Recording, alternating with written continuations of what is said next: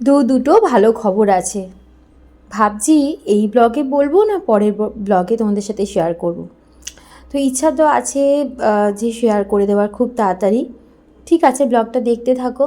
আসলে আমি ভীষণ মুডি। তো সবসময় না আমি সব কথা আবার বলে উঠতেও পারি না, তার জন্য একটা মুডের দরকার হয়। ঠিক আছে, চেষ্টা করব আজকের ব্লগে তোমাদের কিছুটা জানাতে। আজকে তো বাজার দোকান সব করেছিল মোটামুটি, কিন্তু টিফিন খাওয়ার পরেই হঠাৎ ডিসিশন নেওয়া হলো যে জাসমিনের ভ্যাকসিনের ডেট পার হয়ে গেছে, আজকেই সেটা করা হবে। এর আগের দিন তো ওকে হসপিটালে নিয়ে যাওয়া হয়েছিল, আর রিলসের মাধ্যমে তোমরা দেখেই নিয়েছো যে আমরা হসপিটালে আছি, ওকে দেখাতে নিয়ে গেছি। কিন্তু একটু দেরি হয়ে গেছে ব্লগটা তোমাদের কাছে পৌঁছানোর জন্য। তো আমরা এখন গাড়ি করে যাচ্ছি আমাদের গন্তব্যে। আর কেন বলো তো তোমাদের সাথে সবসময় মানে জাসমিনের অ্যাক্টিভিটিগুলো অল্প অল্প করে শেয়ার করছি, কারণ আমার মনে হয় দেখো আমি তো ব্লগার, সব কিছুই শেয়ার করি। তো ও আমাদের পরিবারের একটা অংশ, আর আমাদের জীবনে ওর একটা বিশাল বড় প্রভাব মানে আছে। তো সেই নিয়েই একটু আলোচনা করব। সেটা হচ্ছে যে ও কিন্তু যখন ওকে আমরা ক্যানেল থেকে কিনেছিলাম, নর্মালি ওকে দেখে আমরা কিনেছি, আমাদের খুব ভালো লেগেছে। কিন্তু ওর সবই ভালো, মানে ওর মতন মানে ডগি আমি কোনো দিন দেখিনি যে মাথা কোনো দিন গরম হয় না। যেরকম আমার বিয়ের আগে একটা পেট ছিল, ও খুবই ঠান্ডা, সব কিছু মানে খুব মিশুকে সব কিছু ছিল। কিন্তু না মাঝে মাঝে একটু রাগালে রেগে যেত, ওই যে দাঁত দেখে যেরকম করে না কুকুররা, ওরকম। কিন্তু তারপরে আমার জীবনে অনেক বিড়াল ফিরাল এগুলো পুষেছি, অনেক বিড়াল ছিল আমার কাছে, অনেক কিছু আমি পেটস অনেক মানে আমার ছিল, মানে কচ্ছপ থেকে শুরু করে, মাছ থেকে শুরু করে, মুরগি থেকে শুরু করে, হাঁস থেকে শুরু করে, মানে কি বলবো, পাখি, অনেক কিছু আমি পুষেছি। তো বিয়ের পরে, মেয়ে হওয়ার পরে, মেয়েকে তো একবার জন্মদিনে একটা ডগি আমি কিনে দিয়েছিলাম। ও প্রচণ্ড অ্যাগ্রেসিভ ছিল, মানে যার নাম অ্যাঞ্জেল, যার মাঝে মাঝে আমি মিসিং ভিডিওস তোমাদের সাথে টুকিটাকি শেয়ার করে থাকি। যখনই ওকে মিস করি তখন সোশ্যাল মিডিয়া তো একটা মাধ্যম, তো এই জন্য একটুখানি শেয়ার করার চেষ্টা করি। আর আমি তো আছি এই কারণে আরোই করতে হয় সোশ্যাল মিডিয়ায় সব কিছু। তো জাসমিনের ব্যাপারে যেটা বলছি, জাসমিন খুবই ভালো, মানে খাওয়ায় ওর কোনো প্রবলেম নেই। ওর মধ্যে কোনো রকম মানে এক বিন্দু অ্যাগ্রেসিভনেস আমি আজ অবধি দেখিনি। ও যখন একটু দুষ্টুমি করে, বদমাইশি করে, আমরা ওকে কিন্তু বকাঝকা করি, হালকা পাতলা মানে মারিও, এরকমও।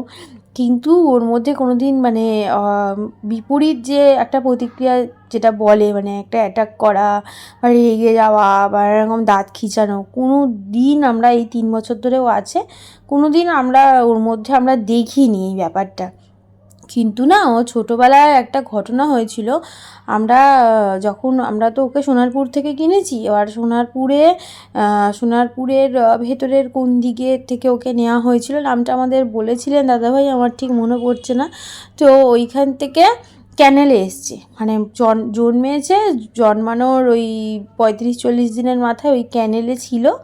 তারপরেই মানে 1 দিন না 2 দিন ওই ক্যানেলে ছিল, তারপরেই আমরা ওকে নিতে গেছিলাম। তারপরে মানে আমাদের কাছে নিয়ে এসেছি। তো নিয়ে আসার সময়, সেই সময় আমরা গাড়ি নিয়ে যাইনি, আমরা ট্রেনে আসছিলাম, ফেরার সময় রাত্রিবেলা ছিল, ট্রেনে আসছিলাম। একটা কি হয়েছিল বলো তো, ওই যে দূরপাল্লার ট্রেনগুলো খুব মানে জোরে একটা হর্ন দিয়ে তারপর যায় না, তো সেইভাবে মানে আমরা যখন স্টেশনে দাঁড়িয়ে আছি, ট্রেনের জন্য অপেক্ষা করছি, মানে তখন না ওই ট্রেনটা ওইভাবে গেছিলো।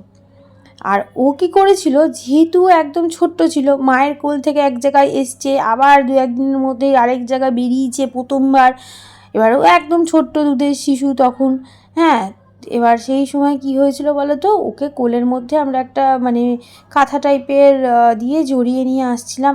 এত জোর ওই ট্রেনের হর্ন শুনে ও ভয় পেয়েছিল, ও রীতিমতন মানে আমার কোল থেকে পড়ে গেছিলো, মানে পড়ে যাচ্ছিলো, মানে ধরে নিয়েছি।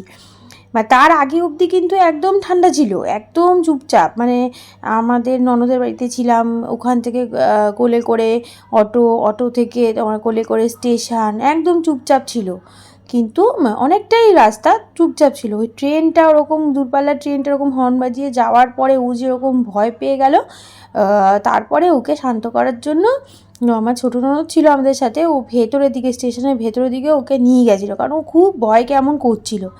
এইবার কি হয়েছে, আবার যখন আমরা এবার ট্রেন ধরবো বলে ওকে নিয়ে এসেছি, ওকে তো আনতে হবে, মানে কতক্ষণ ভেতরে থাকবে, এইবার আবার একটা ট্রেন গেছে ওই রকমই দূরপাল্লার ওরকম হর্ন বাজিয়ে, ও সেকেন্ড টাইম আবার ভয় পেয়েছে। এই যে দুটো ঘটনা ঘটেছে, এই যে ও ভয় পেয়েছে একদম আতুরের অবস্থায়, ওর মধ্যে না একটা অ্যাংজাইটি চলে এসছে। ও না মানে গাড়িতে, মানে ওকে যদি আমরা বাইরে বের করি ঘোরাতে ফেরাতে, ও খুব অ্যাংজাইটি ফিল করে। ওকে গাড়িতে বের করলে ও মানে একটু অ্যাংজাইটি ফিল করে, মানে কীরকম যেন কেমন যেন একটা দেখি। তো ওকে ছোটোবেলায় আমরা অনেক অ্যাংজাইটির ওষুধ ফষুধ খাইয়েছিলাম, তো ডাক্তার বললো এইসব কিছুই না, দু একটা ডগি এরকম হয়। আমরা শেয়ারও করেছিলাম যে এরকম এরকম হয়েছিল, তখন ডাক্তারবাবু আমাদের বললেন মেবি এরকম হতেই পারে।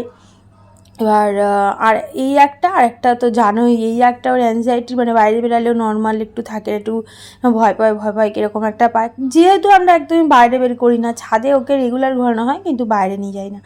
তো এটাই হচ্ছে ঘটনা। আরেকটা হচ্ছে চিৎকার, আর কিছুই না, মানে এত ভয় পেয়ে গেছিলো বাচ্চাটা, এই জন্য না মানে ও বাইরে নিয়ে গেলে নর্মাল থাকে না। তো এই যে হসপিটালের সমস্ত কাজ করে ঘরে এসে খাবার কিনে গিয়ে আবার অফিস করে রাত্রিবেলা ঘরে এসছি, ওই সকালবেলা মানে কিছু তো বাজার করাই ছিল, আর একটু ক্যাপসিকাম নিয়ে এসেছি। আর দেখো এই রাত্রিবেলা আমি এখন চিলি চিকেন করব, তো এইটা এখন রান্না করব। তো সেটাই তোমাদের সাথে শেয়ার করছি যে পেট পেরেন্টস হওয়া, যেটা মানে আমি মূল বক্তব্য এই ব্লগে, সেটা হচ্ছে পেট পেরেন্টস হওয়াটা না অত সহজ না, অনেক মানে স্ট্রং একটা মেন্টালিটি নিয়ে তোমাকে এগাতে হবে। কারণ কখন কোন সময় মানে এদের সাথে কি হবে, এদের তাতে রিয়াকশান কি হবে, বা তার পরিবর্তে এদের সাথে কি হতে চলেছে, তো সেটা না মানে একদম মানে আনপ্রেডিক্টেবল।